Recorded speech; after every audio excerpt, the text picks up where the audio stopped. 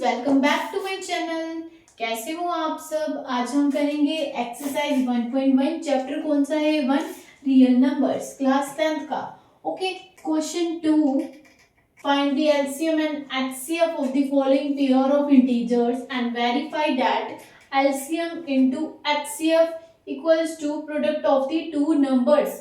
हमें firstly LCM जो आपने कब से करते आ रहे हो वो निकालना है, बहुत इजी है। ओके, फिर निकालना है एचसीएफ यानी कि highest common factor and verify that LCM into HCF equals to product of the two numbers.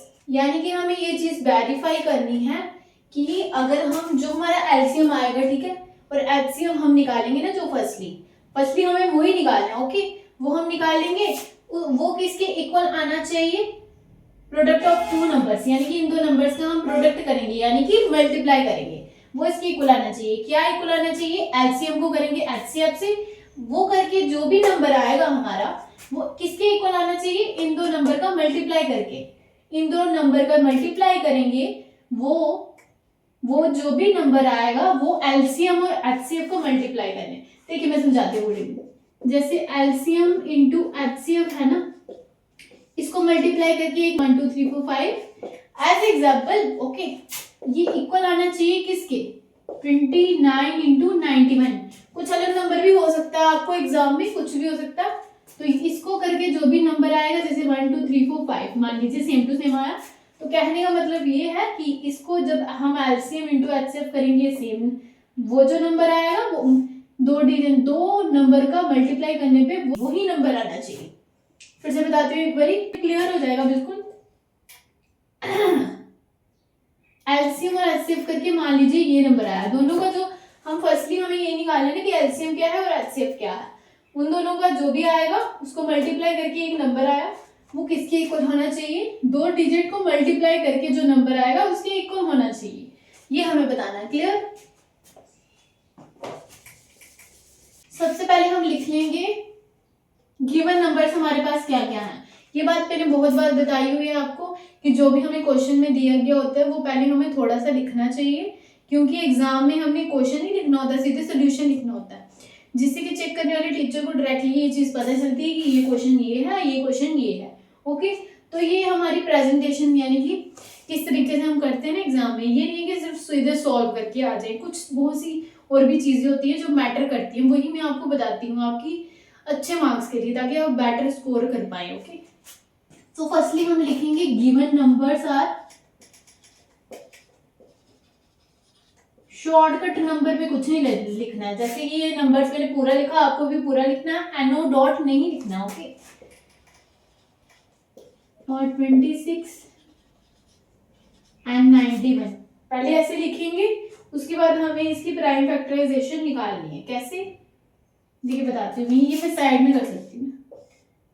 तो 26 फर्स्टली 2 पे आएगा ये, क्योंकि लास्ट में देखिए इवन नंबर है ना 6, इसलिए 2 पे आएगा, 1 पे और 3 पे। 26 13 पे आ गया, फिर ये 13 पे ही आ जाएगा। ओके, फिर उसके बाद कौन सा नंबर है? 91, 9 और 1 10, 3 के टेबल में तो नहीं आएगा, फिर आएगा 7 13 सा, ठीक है, 7 के टेबल में आएगा, उसके बाद 13 1 सा।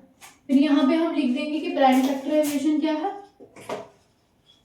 Prime factorisation of 26 and 91 are, तो 26 इक्वल्स टू 26 का क्या आएगा? 2 इंटू 13। ओके, उसके बाद 91 का क्या आएगा? 7 इंटू 13। तो 13 13 कॉमन आ रहा है, 13 13 क्या आ रहा है? कॉमन। तो ये हमारा क्या हो जाएगा? ये हमारा क्या हो जाएगा? एचसीएफ। ओके, देखिए दोनों में जो कॉमन आता है, चाहे कॉमन और भी नंबर आए, जैसे इधर 2 है तो इधर भी 2 होता है, तो 2 भी हमारा क्या हो जाता है? कभी कभी ज्यादा नंबर आते हैं, अभी इधर 2 2 ही आ रहे हैं, तो ठीक है, कभी ज्यादा भी आते हैं, जरूरी नहीं है कि अब दोनों के साथ, जैसे इधर 2 2 हैं तो एक तो मैच कर ही जाता है ना, तो ये दोनों क्या है? सेम नंबर है, तो ये दोनों में जब कॉमन है तो 13 हमारा एचसीएफ आ जाएगा। ओके, तो यहाँ पे लिख देंगे एचसीएफ इक्वल्स टू 13, फिर उसके बाद एलसीएम निकालना है हमें। तो एलसीएम में जो कॉमन आता है उसको हम एक ही बार लिख देते हैं, 2 इंटू 7, बाकी सब कुछ एज इट इज। देखिए 2 एक बार है, 7 भी एक बार है, उसको लिख दिया।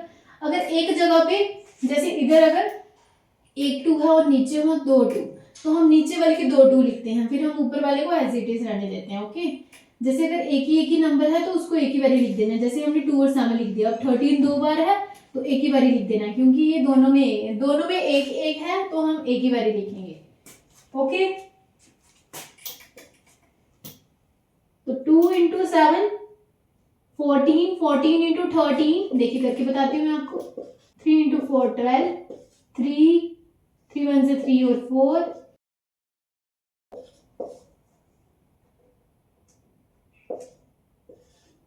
182 हो जाएगा। ओके, ये हमने कैलकुलेटर से डायरेक्टली कर देना, इतना टाइम वेस्ट नहीं करना एग्जाम में। ओके, एचसीएफ आ गया हमारा 13 और एलसीएम आ गया 182।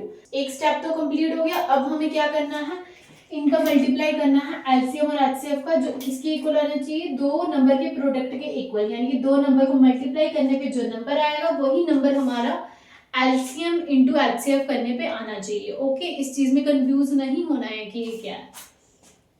उसके बाद हम लिखेंगे, वेरीफाई करनी है ना हमें ये चीज कि एक दूसरे के इक्वल है। ओके, यानी कि प्रूव करना है। फिर लिखेंगे यहाँ पे therefore LCM into HCF equals to product of two numbers, यानी कि first number into second number. Shortcut में इधर नंबर लिख सकते हैं, या फिर आप ये भी लिख सकते हैं product of the two numbers. Okay, मैंने first number into second number लिख दिया। तो एलसीएम हमारा क्या आया है 182 इंटू एचसीएफ हमारा क्या आया है 13, वो लिख देंगे, इक्वल्स टू फर्स्ट नंबर हमारा क्या है 26 इंटू सेकेंड नंबर हमारा क्या है 91।